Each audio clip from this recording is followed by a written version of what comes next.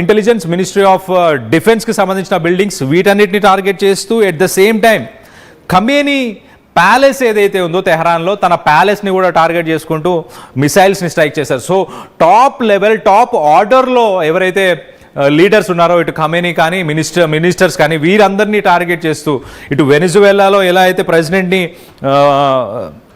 Arrest చేయడం, రాత్రి ఇంటికి వెళ్ళి మరి ఒక సర్ప్రైజ్ అటాక్ ద్వారా అరెస్ట్ చేయడం జరిగిందో, అలానే ఇక్కడ కూడా మనం చూస్తే కనుక ఇక్కడ కూడా అలాంటి ఒక స్ట్రాటజీనే ఫాలో చేశారు. దాని తర్వాత ఇమీడియట్గా ఇరాన్ రిటాలియేషన్కి దిగింది, అంటే ఒక రివెంజ్కి దిగి ఇమీడియట్గా ఇటు అమెరికాకు సంబంధించిన నావల్ బేసెస్, ఎయిర్ ఫోర్స్కి సంబంధించిన బేసెస్ ఏవైతే ఉన్నాయో ఇటు గల్ఫ్ కంట్రీస్లో ఉన్న బేసెస్ని ఇమీడియట్గా అటాక్ చేయడం జరిగింది. సో అగ్రెసివ్గా ఇరాన్ కూడా ఇంత మోతాదులో అటాక్ చేస్తుందని అమెరికా కూడా ఊహించలేదు. సో ఒక్కసారిగా సర్ప్రైజ్ మోడ్లో ఒక సర్ప్రైజ్ అటాక్గా ఒక అగ్రెషన్లో ఇరాన్ అయితే ఒక భారీ స్టెప్ అయితే తీసుకుంది. ఆ భారీ స్టెప్ తీసుకున్న తర్వాత ఖమేనీ చనిపోయాడంటూ ఇటు సోషల్ మీడియా మాధ్యమంలో ట్రంప్ చెప్పినప్పటికీ ఇరాన్ నేషనల్ మీడియా కానీ ఇరాన్ ఆఫీషియల్స్ కానీ పబ్లిక్ రిలేషన్స్కి సంబంధించిన ఆఫీషియల్స్ కానీ వీరందరూ కూడా చాలా క్లియర్గా ఇటు ఖమేనీ చనిపోలేదు అంటూ చెప్పుకొచ్చే ప్రయత్నం చేస్తారు. సో మొత్తం మీద ఇటు ఇరాన్ ప్రజలకి రానున్న రోజుల్లో బంగారు భవిష్యత్తు ఉండబోతుందా, ఒక డెమోక్రటిక్ గవర్నమెంట్ ఉంటే బాగుంటుంది అనుకుంటున్నారా? దీనికి సంబంధించి మీరేమనుకుంటున్నారు? మీ అభిప్రాయాలని కింద కామెంట్ రూపంలో తెలియపరచండి.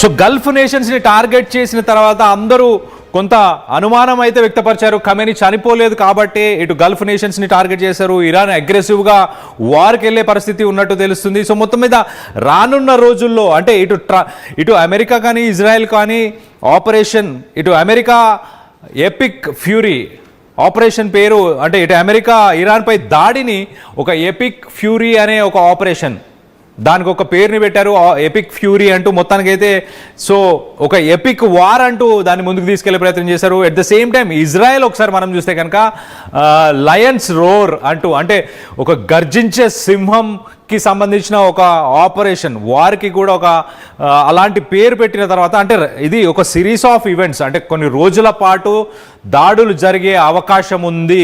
ఖచ్చితంగా వార్ అనేది ఒక రోజుతో ముగిసేది కాదు.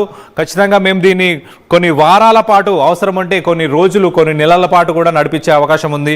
ప్రపంచ దేశాలు కూడా ఏం జరగబోతుంది, ఇటు ఆయిల్ రిజర్వ్స్ మనం చూస్తే కనుక ఇటు ఇరాన్కి సంబంధించిన మేరీటైమ్ వాటర్స్, అంటే ఇటు ఇరాన్కి సంబంధించిన సముద్ర తీరం నుంచే, అంటే అక్కడి నుంచే దాదాపు ప్రపంచ దేశాలకి 30% ఆయిల్ వెళ్తుంటుంది.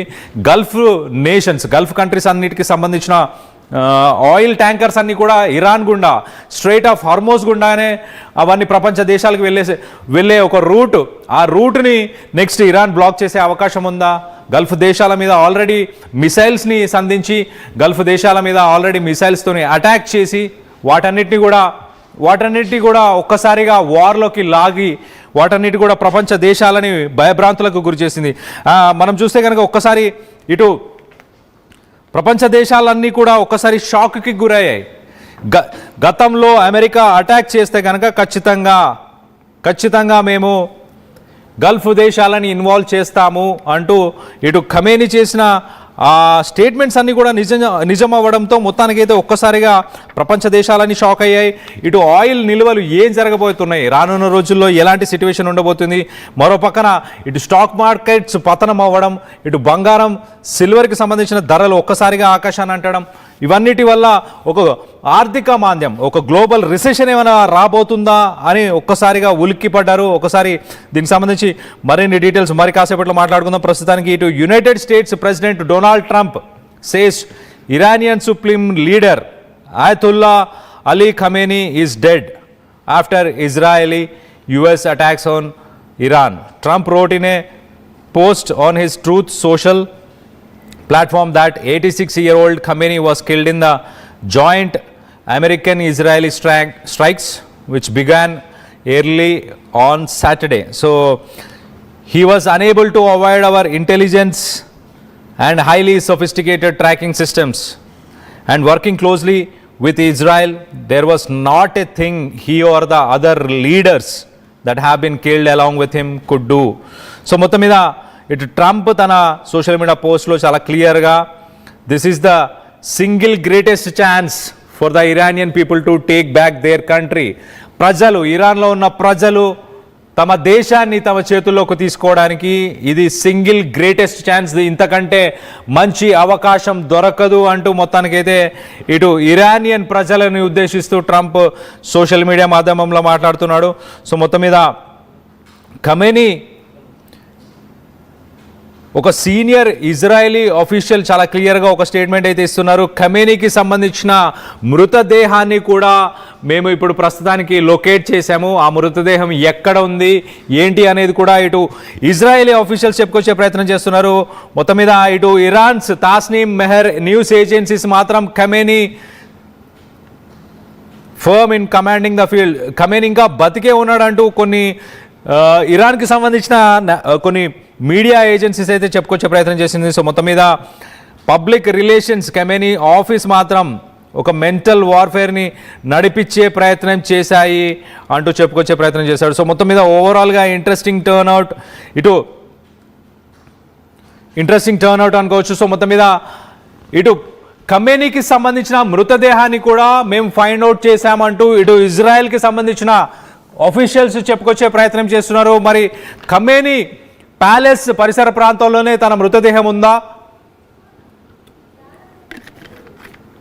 ఒక్కసారి మనం ఖమేనీ ప్యాలెస్కి సంబంధించిన ఇమేజెస్, ఆ దాడులకు సంబంధించిన ఇమేజెస్ని చూస్తున్నాం. సో మొత్తానికైతే ఇటు గల్ఫ్ కంట్రీస్ని కూడా మరి అలీ రెజావి కాకుండా ప్రస్తుతానికి కమాండ్ ఎవరి ఆధీనంలో ప్రస్తుతానికి డిఫెన్స్ కానీ అలాగే రెజిమ్ ఇటు ప్రభుత్వం కానీ ఎవరి కమాండ్లో ఉందో అన్న దానిపై క్లారిటీ లేదు ప్రస్తుతానికి. ఒకసారి మనం విజువల్స్లో చూస్తున్నాం చాలా క్లియర్గా.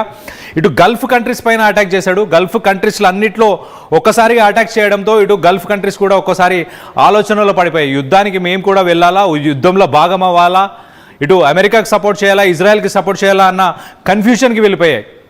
దాని తర్వాత మనం ఒకసారి చూస్తే కనుక సడన్గా ఈ వార్ కంటిన్యూ అవ్వబోతుంది, ఇంకా కొన్ని రోజులు, నెలలు, వారాల పాటు కూడా ఈ వార్ ఉండబోతుంది అనుకున్న సమయంలో ఒక్కసారిగా ఇటు ప్రస్తుతానికి ఇటు ట్రంప్ సోషల్ మీడియాలో బ్రేకింగ్ న్యూస్ని అయితే బ్రేక్ చేశారు. చాలా క్లియర్గా ఖమేనీ చనిపోయాడు. ఖమేనీతో పాటు కొంతమంది ఇటు ఇస్లామిక్ రెవల్యూషనరీ గార్డ్స్కి సంబంధించిన ఆఫీషియల్స్, అలాగే మిలిటరీ ఆఫీషియల్స్, అలాగే ఇంటెలిజెన్స్, అలాగే కొన్ని మినిస్ట్రీస్కి సంబంధించిన మినిస్టర్స్ కూడా చనిపోయారు. మిగిలిన ఆ కాస్త పని ఏదైతే ఇంకా కొంతమంది ఎవరైతే వ్యక్తులు ఉన్నారో వాళ్ళందరినీ కూడా మీరు ఇరాన్లో ఉన్న ప్రజలే ప్రభుత్వాన్ని మీ చేతిలోకి తీసుకోండి, మీ భవిష్యత్తుని మీ చేతిలోకి తీసుకోండి, వాళ్ళ సంగతి ఆ మిగిలిన ఆ కాస్త పనిని కూడా మీరే ఫినిష్ చేయండి అంటూ ట్రంప్ సోషల్ మీడియా మాధ్యమంలో చెప్పుకొచ్చే ప్రయత్నం చేశాడు. సో మొత్తం మీద ఇటు ఇజ్రాయెల్ ఆఫీషియల్స్ కూడా చాలా క్లియర్గా ఇటు ఖమేనీ మృతదేహాన్ని కూడా మేము లొకేట్ చేయగలిగాము. ఖమేనీ మృతదేహాన్ని కూడా మరి కాసేపట్లో ఖమేనీ మృతదేహం కావచ్చు, ఇటు ఇజ్రాయెల్పై ఇటు ఇరాన్కి సంబంధించిన లేటెస్ట్ అప్డేట్ కూడా వచ్చే అవకాశం ఉంది. ఇటు ఇరాన్లో ఎలాంటి పరిస్థితులు నెలకొని ఉన్నాయి, మరి ఇరాన్లో ఒక డెమోక్రటిక్ గవర్నమెంట్ రాబోతుందా, ఎన్నుకోబడిన నాయకత్వం ఉండబోతుందా, లేకపోతే గతంలో ఉన్న రెజా పెహలావి ఎవరైతే ఉన్నారో క్రౌన్ ప్రిన్స్ వచ్చి ప్రస్తుతానికి మరి అక్కడ ప్రభుత్వాన్ని నెలకొల్పే అవకాశం ఉందా అన్న దానిపై ఇంకా క్లారిటీ వచ్చే అవకాశం అయితే ఉంది. ఒక్కసారి మనం చూస్తే ఇటు అబుదాబి యుఎస్ ఎయిర్ బేస్, మనం చూస్తే అబుదాబిలో ఉన్న యుఎస్ ఎయిర్ బేస్ని దాడి చేసిన విజువల్స్ని మనం చూస్తున్నాం. సో ఇటు ఖమేనీకి సంబంధించిన ప్యాలెస్ని అటాక్ చేసిన వెంటనే ఒకసారి మనం చూస్తే కనుక ఇటు అబుదాబికి సంబంధించిన అమెరికన్ ఫ్లీట్ ఏదైతే అక్కడ 5th ఫ్లీట్ అమెరికాకు సంబంధించిన నావీ ఫ్లీట్ ఏదైతే ఉందో ఆ నావీ ఫ్లీట్ని అటాక్ చేసిన విజువల్స్ని మనం చూస్తున్నాం. మరొక పక్కన ఇటు అబుదాబిలో ప్రజలు భయభ్రాంతులకు గురవి అక్కడి నుంచి పరుగులు తీస్తున్న విజువల్స్ని మనం చూస్తున్నాం. ఈ దాడిలో ఒక ఒక ఏషియన్ పర్సన్ అంటే సాధారణ ఏషియాకి సంబంధించిన ఒక వ్యక్తి కూడా చనిపోయాడంటూ ఇటు గవర్నమెంట్ కూడా మొత్తానికైతే అబుదాబిలో ఉన్న గవర్నమెంట్ కూడా ఒక అఫీషియల్ స్టేట్మెంట్ అయితే రిలీజ్ చేసింది. So at the same time మనం చూస్తే కనుక ఇటు ఇరాన్లో మినాబ్ అనే చోట ఒకసారి మనం చూస్తే ఇరాన్లో మినాబ్ అనే చోట ఒక్కోసారి స్కూల్ పిల్లలు దాదాపు 100కు పైగా స్కూల్ పిల్లలు కూడా ఒక దాడిలో మినాబ్ అనే ప్లేస్లో ఒక రెవల్యూషనరీ గార్డ్స్కి సంబంధించిన ఒక బేస్ ఉండడం, ఆ బేస్ని టార్గెట్ చేసుకుంటూ ఇటు ఇజ్రాయెల్ అటాక్ చేసిన సమయంలో ఒకసారి